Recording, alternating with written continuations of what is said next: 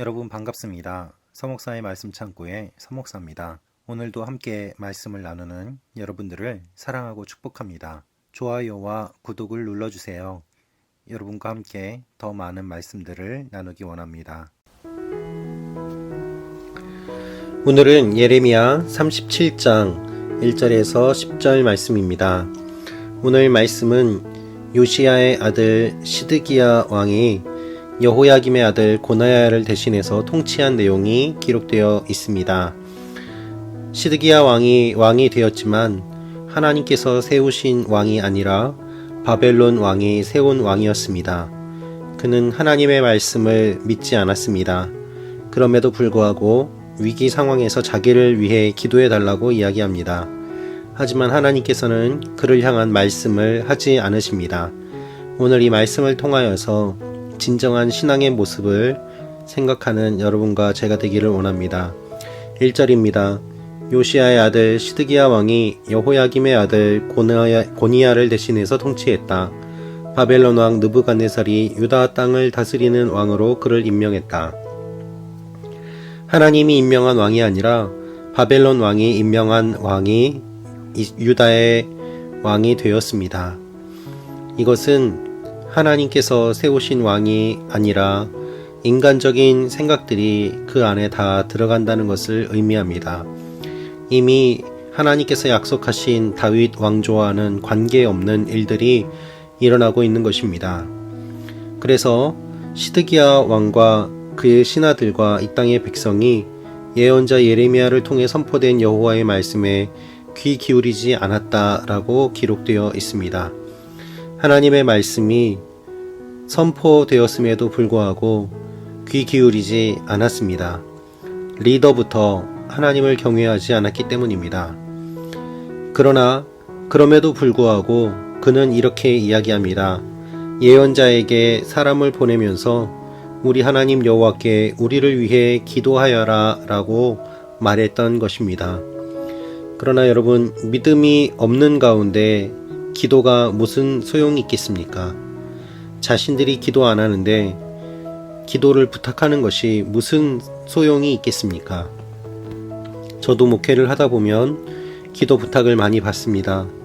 그러나 본인이 기도하는 것보다 다른 사람이 기도하는 것이 더 많다면 그것이 어떻게 하나님 보시기에 좋은 모습이겠습니까? 전혀 그렇지 않습니다. 중보 기도라는 것은 본인의 기도가 먼저 전제되어야 하는 것이죠. 하나님께서는 기도하라고 이야기한 그 상황 가운데 예레미야가 감옥에 갇히지 않았던 것을 이야기하고 있습니다. 아직 자유로운 시기였기 때문에 기도를 부탁하였고 또한 예레미야는 기도할 수 있었습니다. 그런데 그때에 어떤 일이 있었는가 하면 이집트에 바로의 군대가 이집트에서 나왔습니다. 예루살렘을 포위하고 있던 갈대아 사람들이 그 소식을 듣고 예루살렘으로부터 떠났습니다.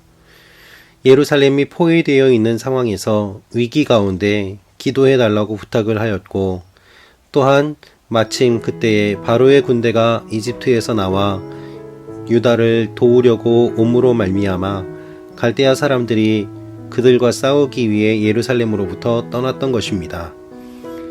그때에 하나님께서 이렇게 말씀하십니다. 7절입니다.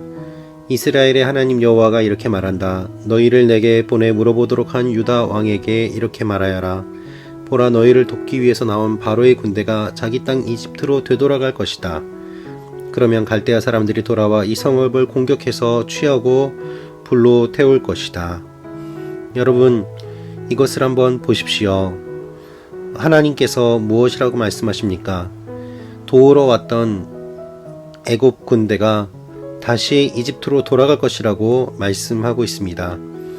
이것이 일시적인 현상이고 계속해서 일어나는 일이 아님을 말씀하고 있는 것입니다.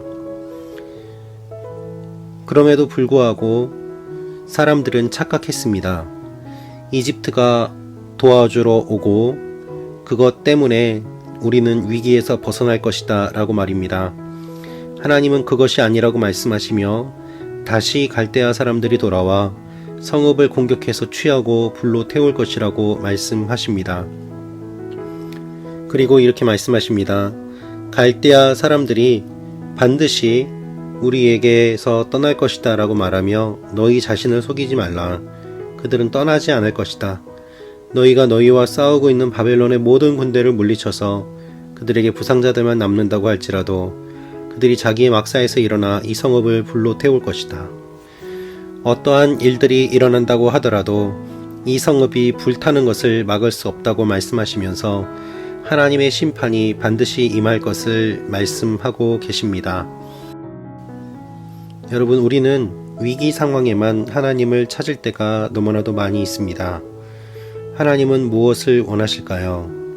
하나님은 우리가 끝까지 신실하게 하나님을 찾고 따르기를 원하고 계십니다. 위기 상황에서만 하나님을 찾는 것이 아니라 또한 하나님을 이용하기 위해 하나님께 나아가는 것이 아니라 하나님 앞에 신실한 모습으로 나아가기를 주님은 원하고 계십니다. 여러분, 우리의 눈앞에 보이는 것에 현혹되어서는 안 됩니다.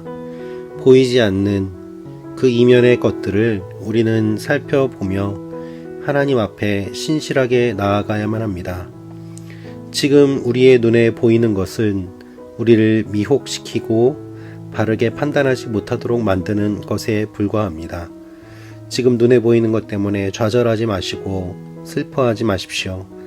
눈에 보이는 것 때문에 안심하고 하나님을 떠나는 일이 없기를 원합니다. 하나님이 우리를 붙잡아 주시고 지켜 주십니다. 그래서 오늘 말씀하고 계시는 것처럼 너희 자신을 속이지 말라. 우리가 우리 스스로를 속이는 일들이 있음을 고백하며 하나님 앞에 기도하며 나아가는 여러분과 제가 되기를 원합니다. 기도하겠습니다. 아버지 하나님, 우리 자신을 속이지 않게 하시고 하나님 앞에 끝까지 신실하게 나아가는 하나님의 사람들이 되게 하여 주옵소서. 예수님의 이름으로 기도합니다. 아멘.